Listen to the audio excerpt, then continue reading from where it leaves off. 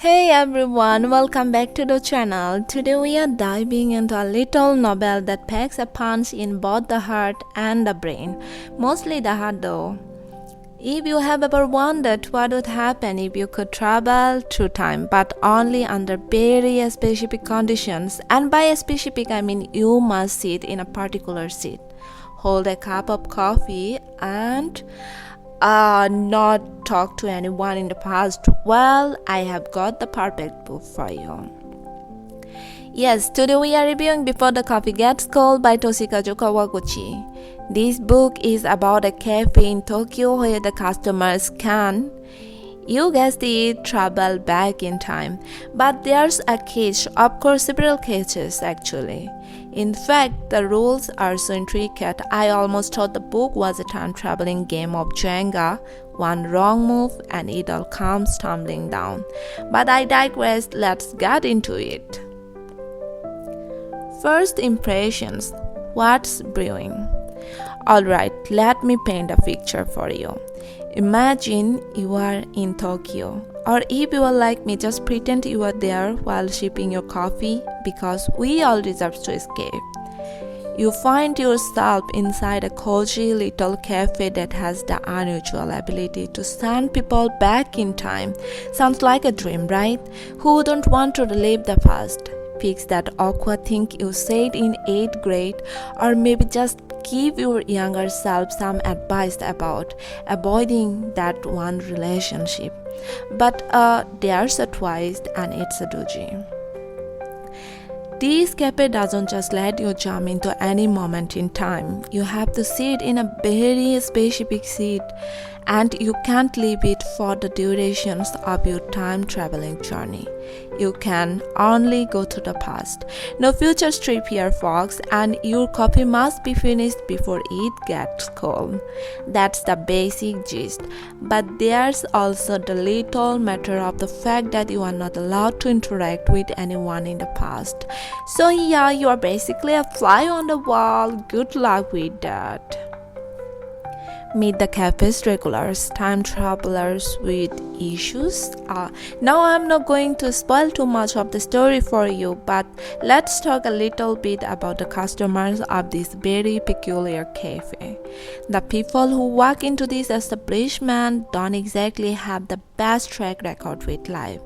They are not strolling in for a pick me up, they are strolling in to fix what they broke, or at least attempt to. First up, we have Fumiko. She's one of the first characters you meet, and honestly, she is like a walking embodiment of regret. She's trying to travel back to the past to change something that happened between her and a long-lost friend.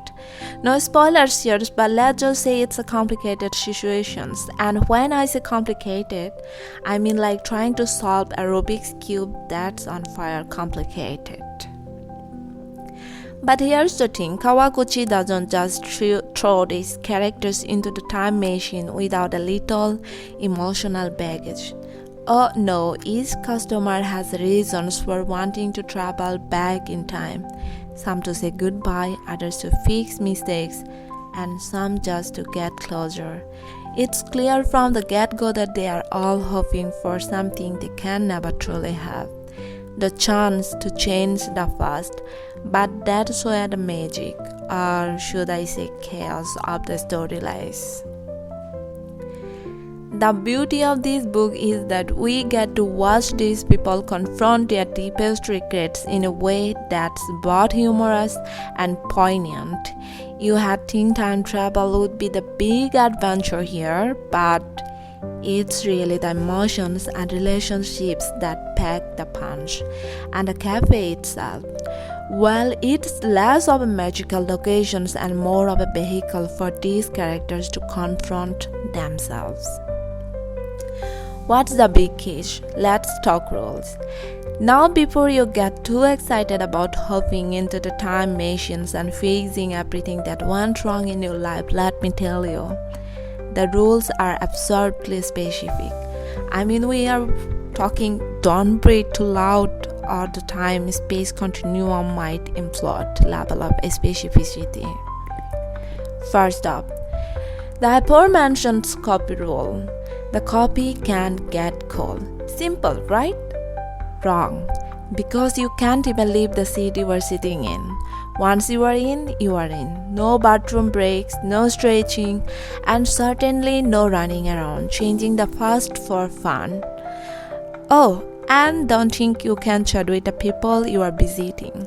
You can sit there, drink your coffee, and observe your past self. But talk to them? Nope, that's a rule breaking move, my friend. You can't do that. Second, time travel isn't exactly a bridge. There are some very odd consequences, and not just in the sense that you might return to the future and discover that everything has changed in wildly unpredictable ways. No, the real kicker is that the characters often find themselves stuck in situations that force them to face what they actually wanted from the past. Sometimes what they expect isn't at all what they needed, and therein lies the emotional roller coaster. What I absolutely adore about this book is that it takes a seemingly ridiculous concept, a time-traveling cafe for crying out loud, and turns it into a meditation on life, love, and the choices we make. It makes you laugh, yes, but it also tugs at your heartstrings in the most unexpected ways. What's in your cup? Time, travel, regret, and self-reflection.